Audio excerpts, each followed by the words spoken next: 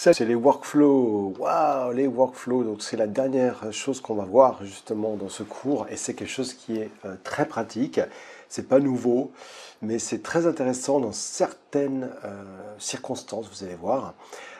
Surtout si vous avez un workflow et surtout si vous avez un script et au moment de votre script, je sais pas, vous devez rebooter et puis votre script est arrêté d'un coup, il ne peut pas continuer. Et bien grâce au workflow, justement, il va pouvoir continuer. C'est ça qui est génial. Donc un avantage très important quand vous exécutez vos scripts et vos fonctions, c'est que Workflow permet d'écrire sur le disque les étapes de votre script. Ça veut dire quoi? Ça veut dire si vous lancez un script, eh bien, si votre serveur doit rebooter, il va écrire toutes les informations de votre script sur le disque et ainsi, et oui, et ça, je pense que ça va vous intéresser, si le serveur reboot ou les postes de travail reboot, le workflow va permettre au script de reprendre l'exécution là où il était. Et ça, c'est absolument génial. Donc, un script de flux de travail n'exécute pas réellement des commandes Windows PowerShell. Au lieu de cela, il exécute une ou plusieurs tâches appelées activités. C'est ce qu'on va voir, les activités dans un workflow. De nombreuses commandes incluses dans les PowerShell sont également disponibles en tant qu'activité de flux de travail. Donc, comment est-ce que vous créez un workflow? Eh bien, c'est très simple. Vous prenez n'importe quelle fonction et vous utilisez et vous rajoutez avant le terme workflow. Et vous allez voir que tout en bas dans les activités, c'est là où, on va voir dans la démo, vous allez justement créer vos activités. Alors, on a ce qu'on appelle des blocs parallèles et séquentiels. Les workflows peuvent inclure des blocs parallèles. Donc, Windows Workflow Foundation exécute les activités ou les commandes d'un bloc parallèle simultanément. Vous ne contrôlez pas l'ordre d'exécution des activités. Par contre, le flux de travail peut également inclure des blocs de séquences. Windows Workflow Foundation exécute des commandes des activités d'un bloc de séquence, l'une après l'autre dans l'ordre indiqué. Le but d'un bloc de séquence est d'imposer l'exécution séquentielle des activités dans un bloc parallèle. Vous pouvez également imbriquer des blocs parallèles dans des blocs de séquence et des blocs de séquence dans des blocs de séquence dans des blocs parallèles. Cela vous permet de conserver l'exécution de certaines commandes ou activités pendant que vous en exécutez d'autres simultanément. Les workflows, ce qui est intéressant, c'est prendre en charge la construction for each parallèle. Cette construction contient une collection et un bloc de script, et Windows Workflow Foundation énumère les éléments de la collection et exécute la séquence de commandes d'activité du bloc de script pour chaque élément de la collection. La persistance, c'est ça qui est intéressant. Vous vous souvenez, je vous avais dit que si à un moment donné, vous devez redémarrer un serveur, toutes les variables vont être perdues. Eh bien non, grâce à la persistance, c'est effectué au moyen d'une sérialisation XML, ce qui signifie que Windows Workflow va créer un fichier XML contenant toutes les données de votre script. Si votre script est suspendu ou repris ultérieurement, no problem, Windows Workflow Foundation peut alors repeupler les variables, au contraire en utilisant justement le fichier XML. Le processus de sauvegarde de l'état s'appelle le checkpointing. Par défaut, Windows Workflow Foundation prend un point de contrôle au début et à la fin d'un flux de travail, d'un script. Et dans un script, vous pouvez exécuter l'activité checkpoint workflow pour prendre un point de contrôle. C'est comme un checkpoint d'une VM. Et prendre un point de contrôle ralentit l'exécution du travail. Bon, ralentit, façon de parler. Vous devez donc vous assurer que vous n'utilisez les points de contrôle que lorsque là est nécessaire. Toutes les activités incluent également un paramètre nommé PS persiste et la spécification de ce paramètre prend un point de contrôle une fois l'activité terminée.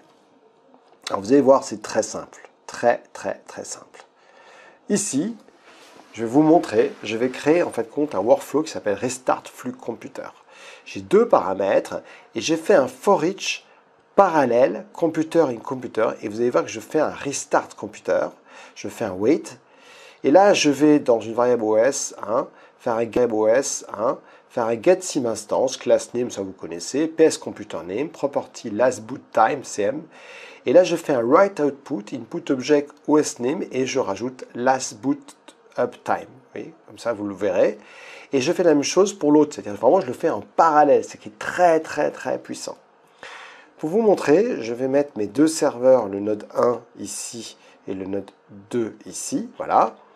Et puis, ce qu'on va faire, c'est qu'on va juste exécuter la fonction pour qu'elle soit chargée en mémoire. Et vous allez voir la grande différence qu'il y a. Donc, je fais ça.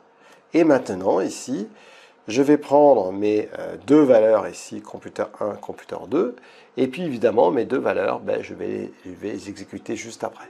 C'est ça qui est intéressant. Donc ce que je vais faire, c'est que je vais exécuter ces deux valeurs-là, node 1, node 2, et maintenant, qu'est-ce qu'on va faire?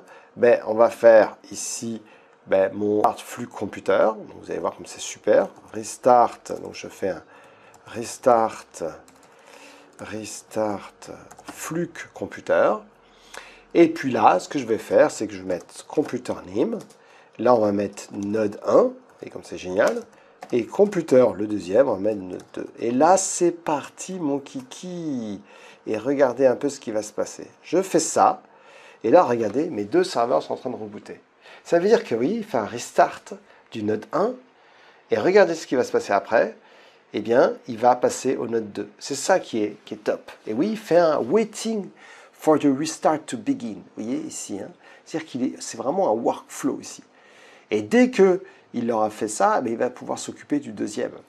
Et vous voyez qu'il ne s'arrête pas, mon script. Est-ce que vous voyez qu'il s'arrête? Eh bien non. Et là, il attend que eh bien, le node 1 réponde. Et voilà, il s'occupe du node 2. Oh là là, que c'est beau ça. Ça, c'est beau ça. Et ça veut dire qu'il est capable justement de faire ça et de pouvoir donc reprendre le script où il était. Donc on peut imaginer que là, eh bien, il y a des variables, mais pas de souci puisqu'il va prendre donc un checkpoint du script pour sauvegarder les valeurs. Je ne vais pas aller plus loin sur cette démo, ce n'est pas le but. Je dois faire une formation complète sur les workflows un peu plus avancés. Pour l'instant, ce n'est pas le cas de figure. Mais en tout cas, vous avez vu la puissance des workflows. Ça, c'est quelque chose d'absolument génial. Et vous voyez qu'il est en train d'attendre également que le deuxième ordinateur redémarre. Tout ça parce qu'on l'a fait justement ici, vous voyez, en parallèle. Il s'occupe du premier et puis du deuxième.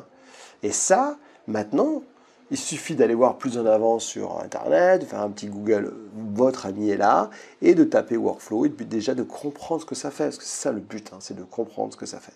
Voilà, donc là, regardez bien.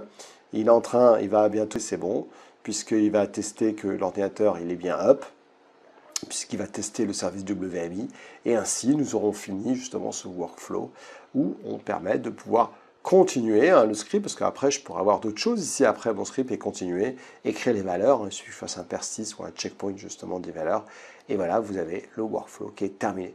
Voilà, écoutez, c'est terminé pour cette formation extraordinaire sur PowerShell avancé. J'espère que ça vous a plu. Et puis, on se retrouve bientôt sur d'autres formations PowerShell. Merci à tous en tout cas pour votre fidélité et à bientôt. Ciao tout le monde, bye bye.